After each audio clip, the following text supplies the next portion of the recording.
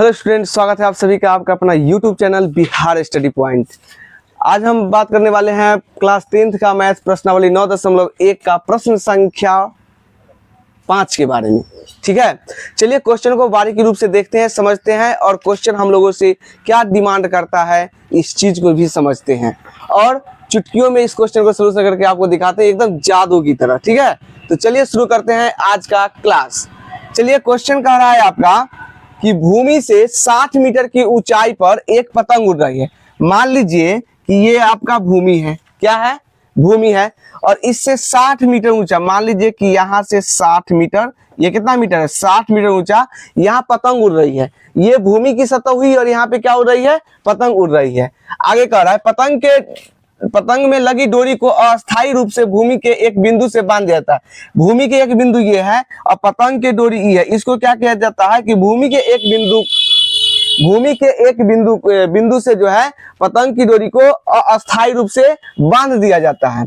भूमि के साथ डोरी का जो झुकाव होता है 60 डिग्री होता है, यानी कि ये डोरी है ना, ये भूमि है, इसके साथ जो बनता है झुकाव कितना डिग्री का? 60 डिग्री का बनता है। यह मान लीजिए कि डोरी में कोई ढील नहीं है। ये जो डोरी है ना, ये डोरी में कोई ढीला नहीं है, पूरी तरह से डोरी क्या है? टाइट है। ये चीज आप मान लीजिए। ठीक है, तो हमें इस डोरी की लंबाई निकालना है। तो डोरी है, इसकी लंबाई निकालना है। चलिए इसका नामकरण कर देते हैं। ये हो गया मान लीजिए ए, ये हो गया बी और ये हो गया सी। ये 90 डिग्री का एंगल है। अब देखिए प्रश्न देखिए अच्छी तरह से कि हमको क्या दिया गया है? लंब दिया गया है। क्या दिया गया है? लंब दिया गया है और पूछ क्या रहा है? कर्म पूछ रहा है। लंब दिया गया है और कर्म पूछ रहा है, तो आप ही बता दीजिए कि लंब बट्टा कर्म किसका होता है? फॉर्मूला लंब बट्टा कर्म किसका होता है? तो साइन थीटा का। किसका होता है? साइन थीटा का। तो यहाँ पर साइन थीटा का हम यूज करेंगे। देखिए क्या दिया गया उसको लिख लीजिए। ए बी बराबर 60 मीटर, थीटा बराबर कितना हो गया? 60 डिग्री हो गया और ए सी आपको निकालना है। ठीक है, तो लिखेंगे इसीलिए लंब दिया है, कर्म निकालना है, तो लंब बट्टा कर्म साइन थीटा। तो यहां पर क्या लिखेंगे? Sine theta. साइन थीटा बराबर क्या होगा? ए बी बट्टे ए सी होगा। क्या होगा? ए बी बट्टे ए सी हो जाएगा। तो साइन थीटा के मान कितना दिया गया? 60 डिग्री। तो 60 डिग्री, ए बी कितना है? 60 अब बट्टे ए सी। अब देखिए साइन 60 के मान क्या होता है? साइन 60 का जो वैल्यू होता है √3 बट्टे क्या होता है? 2। साइन 60 का वैल्यू होता है √3 बट्टे 2। जब तक आप मान सारणी याद नहीं कीजिएगा आप अध्याय 9 नहीं बना पाइएगा, इसीलिए मान सारणी को याद कर लीजिए। तो हो गया साइन 60 का मान क्या हो गया? √3 बट्टा 2 हो गया बराबर 60 बट्टे ए सी। अब इसको क्रॉस गुना कीजिएगा तो क्या हो जाएगा? √3 में गुना होगा ए सी से, तो √3 गुने ए सी बराबर 60 में 2 से गुना करो तो क्या हो जाएगा? 60 दूना 120। 60 दूना 120। देखिए बराबर के इधर ही √3 जो है गुना में है, तो इधर जाएगा क्या हो जाएगा? भाग में। तो लिखेंगे AC बराबर 120 बट्टे √3। अब देखिए बट्टा में क्या आ गया है? √3 आ गया है।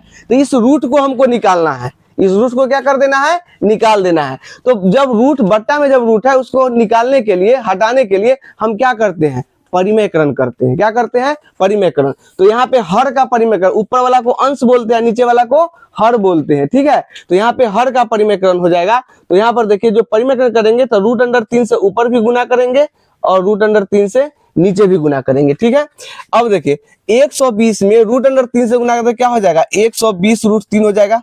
अब बटे देखिए रूट अंडर में 2 3 है। रूट अंडर क्या वो 3 है? 2 3 है। तो रूट अंदर से किसी संख्या को निकालने के लिए हम क्या करते हैं कि कोई भी संख्या अगर रूट अंडर में अगर डबल है, अगर 2 है, तो उसमें से हम एगो को निकाल लेते हैं।